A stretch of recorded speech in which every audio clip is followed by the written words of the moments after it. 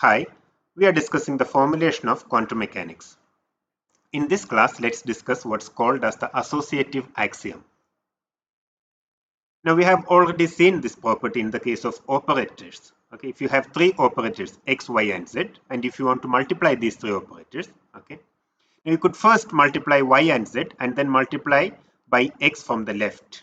Okay, or you could multiply x and y and then from multiply by z from the right. Okay, now, it doesn't matter which of these you do, right? It doesn't matter which of these you do, you'll in the end you'll get the same result. Okay, so this bracket is not needed. We can simply write x, y, z. If you want to multiply three operators x, y, and z, we don't need any brackets. We can simply write it as x, y, z.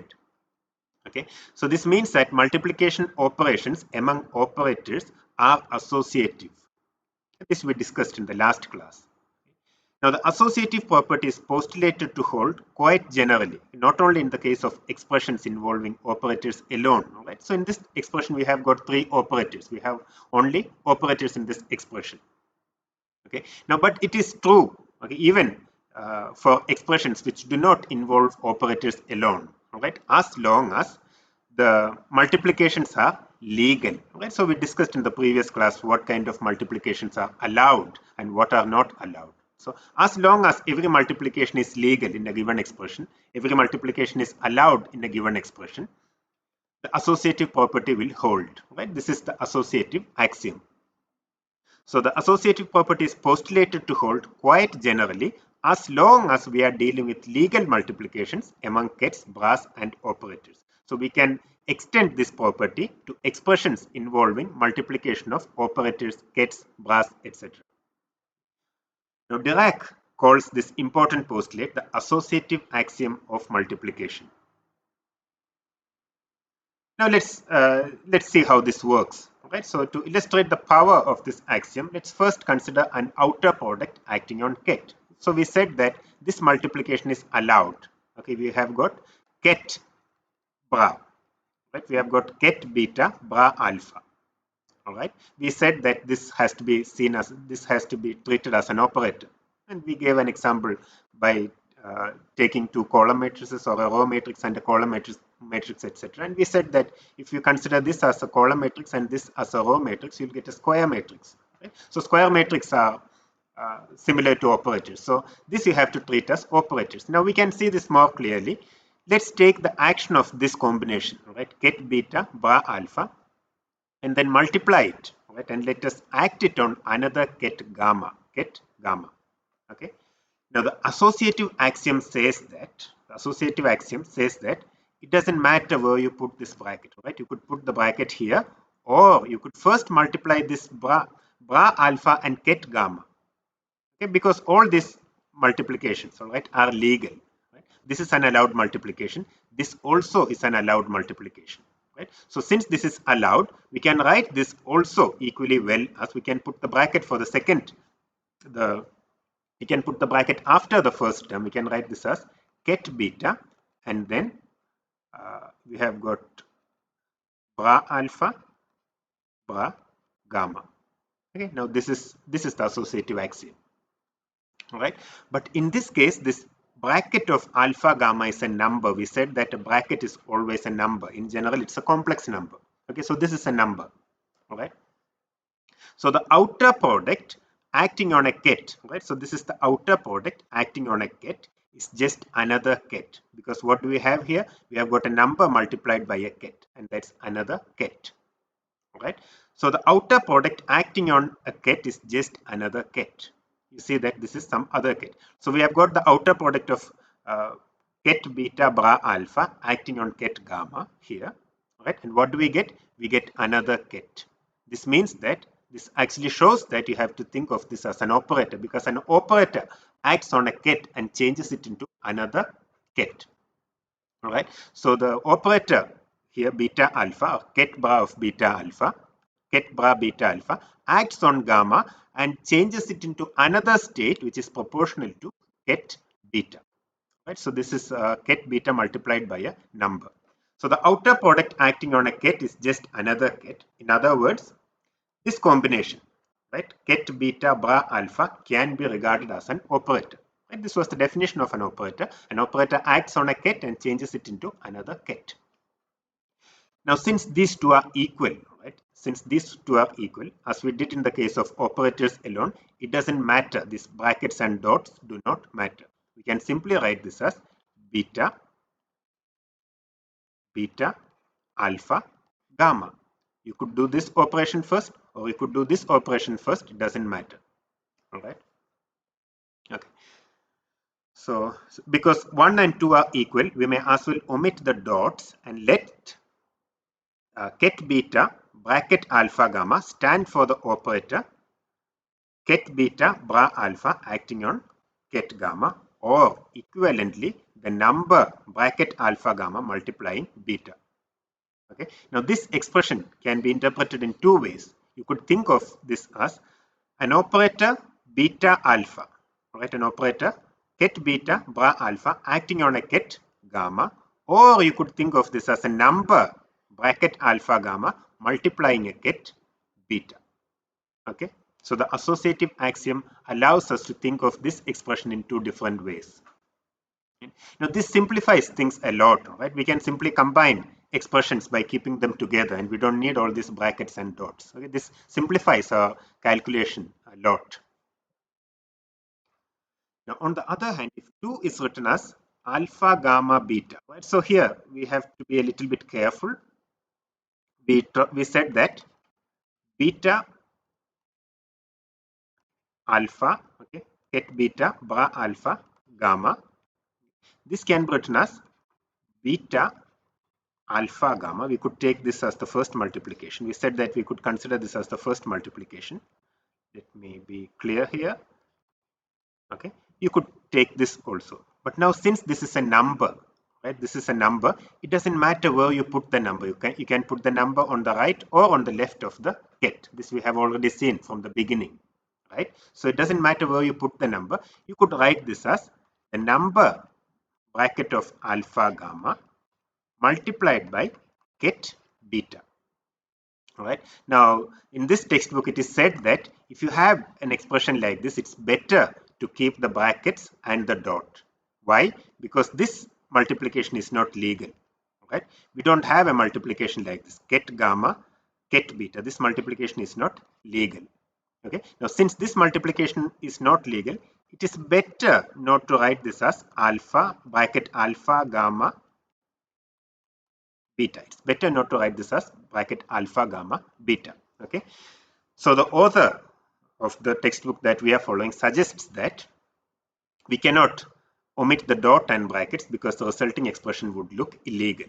All right. So if you have an expression like this, it's better to retain the bracket and the dot here. All right. But often we'll write this expression as alpha gamma beta for convenience. All right. Now you remember that the associative axiom does not hold here because this multiplication is not legal. Right. Since this multiplication is not legal, we cannot hold the associative axiom in this case. All right. So we can also write it like this bracket alpha gamma beta, but we can only carry out legal multiplication. That means that automatically means that this has to be understood as this expression. Okay, so we might often write expressions like this. Okay, now since this is not a legal multiplication, you should always understand this expression as multiplying these two first. Right, you have to always understand such an expression as these two being multiplied at first. Right, so you could keep the bracket to be safe, bracket and the dot to be on the safer side. But even if you omit, even if you see expressions, all right, if you look at some other textbooks, they use these kinds of expressions. All right, even in the example that we discussed previously, we have made use of expressions like this. All right, so I remind you once again, if you see expressions like this, don't get confused. Since this multiplication is not legal, the associative axiom does not hold here. The associative axiom holds only for legal multiplications. Okay. So notice that the operator ket beta bra alpha rotates gamma into the direction of beta. What does this mean? So let's once again look at the action of the operator beta alpha on the ket gamma. All right, so let me write it like this. So this is the action of uh, ket beta bra alpha on ket gamma. What do we get? We said that this is a number. By the associative axiom, you could think of this as the operator ket beta bra alpha acting on gamma, or you could think of this, since each multiplication in this expression is legal, you could think of this also as a number bracket alpha gamma multiplying the ket beta. So this number maybe will denote it as C because this is a complex number, right? Let's denote this as C. So this you can write as ket beta multiplied by a complex number, or you can simply write as a number multiplied by beta. Okay, so what happens? What is C beta? This is a vector in the direction of beta, right? So this is a vector multiplied by a number. So when you multiply a vector by a number, the length increases, but the direction does not change, right? So this can be thought of as a vector in the direction of beta. So what do we get by the action of ket beta bra alpha on ket gamma? What do we get? All right, this changes gamma, this operator changes gamma into another vector which is in the same direction as beta. Okay, that's what we mean here. Notice that the operator ket beta bra alpha rotates ket gamma into the direction of beta. All right, so when this operator acts on gamma, what we get is another vector. What we get is another vector which has the same direction as ket beta. Okay, so I hope this is clear. With some practice, you will be able to manipulate these things quite easily, right? It just takes a little bit of practice. So that's why you have to be solving problems at the end of the textbook. Okay. Now, let's again look at this operator. We said that this is an operator. Okay, ket beta bra alpha is an operator. Let's denote this as x. So let's call this operator as operator x. So we have got operator x equal to ket beta bra alpha. The question is, what is x dagger, or what's the Hermitian adjoint of x if x is ket beta bra alpha? Okay, we can find this. The answer is that x dagger is equal to ket alpha bra beta. So if you take the operator ket beta bra alpha, right, and you take the Hermitian conjugate of it, you will get ket alpha bra beta. You'll get ket alpha bra beta. Okay, this is something again you have to remember. All right, so we can prove this actually. Let's prove this. Now let's look at so in order to understand what an operator does, or in order to understand the properties of an operator, usually we have to see how it acts on a ket. All right, that's how it is defined basically. So let's see how this operator x acts on a ket gamma. So let's take the operator x equal to ket beta bra alpha and let us act it on a ket gamma. Okay, now by the associative axiom I can write x gamma is equal to ket beta bra alpha ket gamma. Again, this is a number, as I said. So we have got x gamma is equal to ket beta bra alpha ket gamma. Okay.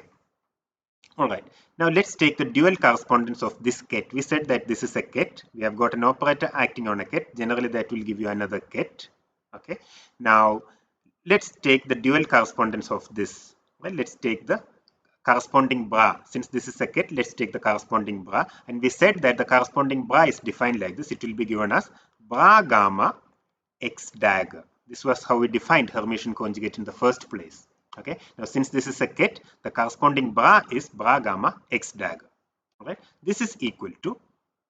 Now, here we have got by the associative axiom. Here, what we have is actually a number multiplying ket beta. Okay. Now, once we have a number multiplying a ket, what's the dual correspondence to this? So, what's the corresponding bra? Okay. What's the corresponding bra to this ket? Again, we had the definition. The corresponding bra is bra beta C star or C star bra beta. It doesn't matter where you put this. Right. Now, since this is a number, we take the dual correspondence on both sides. Okay. So we get bra gamma x dagger is equal to this ket beta will become bra beta, and this complex number, right, alpha gamma will become its conjugate. Now this is the dual correspondence. So we are taking dual correspondence for the Kets on both sides of the equation. All right. Okay. Now we know that this can be written as, let me insert the dots again, just in case something goes wrong. So something becomes illegal. All right. So let's, to be on the safer side, I'll retain now the dots and the brackets here. Okay. Now this means that this is bra beta, and what is bracket alpha gamma star? Right. By definition, we had, if you have bracket alpha beta, okay, this is equal to bracket beta alpha star. All right. So this means that bracket alpha beta star is equal to bracket beta alpha. Okay. So this is simply bracket alpha gamma star is actually bracket gamma alpha. Correct? This is bracket gamma alpha. All right. Now, since this is an illegal multiplication, you see, as I said, this seems to be an illegal multiplication. So we are retaining this dot and this bracket. Okay. Now, since this is again a number, this is a bracket. Since this is again a number, it doesn't matter where we put it. So let's put it here. So this we can write as bracket gamma alpha dot bar beta. Okay. Now, since now we see that this is a legal multiplication, so we don't need a bracket and a dot here. This we can write as bar gamma ket alpha bar beta. All right. Now, what do we have on the left hand here? We have left hand side here. We have got bra gamma x dagger. So we get bra gamma x dagger is equal to bra gamma ket alpha bra beta. What does this mean? This means that since this is true for any arbitrary ket, right? We didn't assume that this gamma has any special properties. It could be any ket, right? Now, since this is any ket, this is true for any ket. You should think of x dagger, right? So from here we can find x dagger as ket alpha bra beta. Okay, this is what we wanted to prove. This is what we wanted to prove. All right. So if you have x equal to ket beta bra alpha, then x dagger is equal to ket alpha bra beta. Okay, that's what we have proved. That's what we have proved here. That's what we have proven here. Okay. All right.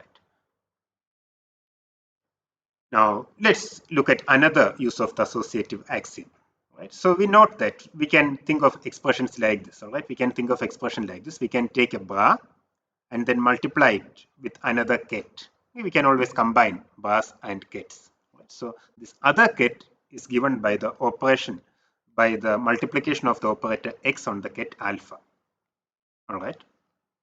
Now this, by the associative axiom, since all these multiplications are legal, right, the associative axiom says that we can write this equally well as beta, okay, x. Since this is a legal multiplication, you can multiply a bra by an operator from the right. Okay, we could write this as like that. Okay, now since these two are the same, it doesn't matter where we multiply, it doesn't matter where we put the brackets and the dots here. We can just omit them and we can simply write this as bra beta x alpha. All right. So because the two sides are equal here, we might as well use the more compact notation bra beta x ket alpha. Right. What is this? This is again a number. Because x acting on alpha will give you another ket, let's say gamma. X acting on ket alpha will give you another ket gamma. So this is actually bra beta gamma. So bracket beta, bra beta ket gamma or bracket beta gamma. This is a number. Right? So we can combine a bra, an operator, and a ket in this manner to get a number. Right? We'll see that this is quite important for us in quantum mechanics. Such combinations will appear all the time. Okay. Now let's look at another important result that we can obtain using the associative axiom. Okay, the idea is this.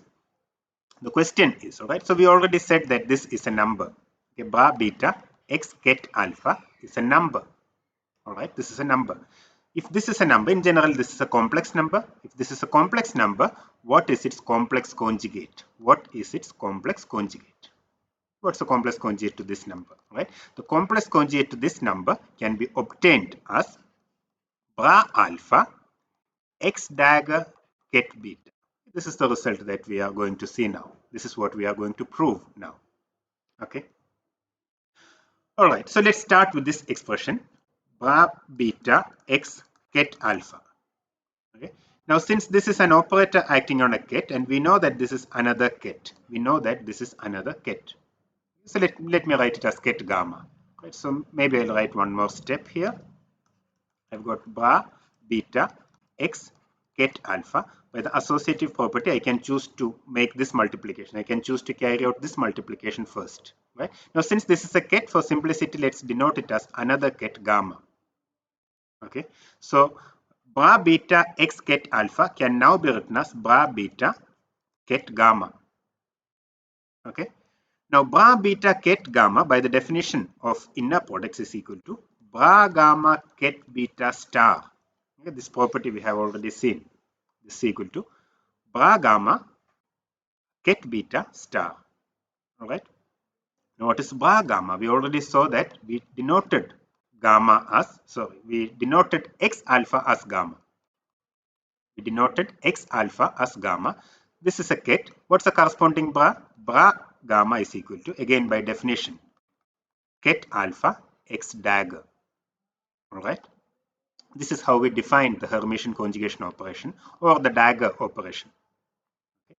Now this can be written as, since bra gamma is bra alpha x dagger, I can write this as, just substitute this bra gamma by bra alpha x dagger beta. Okay, that star is still there. Okay, the star is for the whole number, this full number. Okay, now what do we have here? What is bra beta ket gamma? This is simply bra beta x ket alpha. So we have come to the result bra beta x ket alpha is equal to bra alpha x dagger ket beta star. Okay, now we can take the complex conjugate on both sides and then we'll get the result that I suggested, that I wanted to prove in the beginning. All right, so this means that the complex conjugate of the number bra beta x ket alpha, the complex conjugate of this number is equal to, just take complex conjugate on both sides. This is equal to bra alpha x dagger ket beta. Okay, we know that the complex conjugate of a complex conjugate. So if you have C star, you take star again, you get C back. All right, so that's what I have used here. So this is the result that I wanted to prove. Bra beta x ket alpha star is equal to bra alpha x dagger ket beta. Okay. This is how we find the complex conjugate of this number.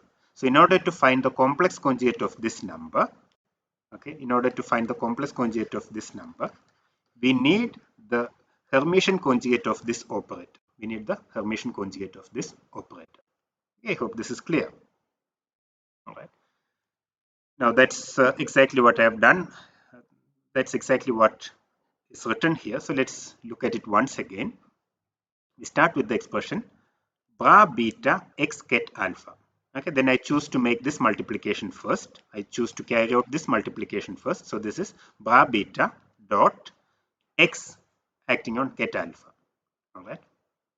Okay, now this is some ket. All right, we said that this is some other ket. Now we have got a bracket here. We have got a bracket here. So we can write this as by interchanging ket and bra and with the complex conjugate, basically using this property. Okay, so let's take the corresponding bra, that is bra alpha x dagger. We know that the corresponding bra to this is bra alpha x dagger, and the corresponding ket to this is ket beta. But if you do this, there is an extra complex conjugation by this rule. So we come to a result bra beta x ket alpha is equal to bra alpha x dagger ket beta star. All right, or if you take star on both sides, this means that beta x alpha, the complex conjugate of this number, is equal to alpha x beta, not alpha x beta, but alpha x dagger beta. So in order to find the complex conjugate of this number, we need the Hermitian conjugate of this operator. Okay, I hope this is clear. right? Now what happens if X is Hermitian? If X is Hermitian, this means that X is equal to X dagger. X is equal to X dagger.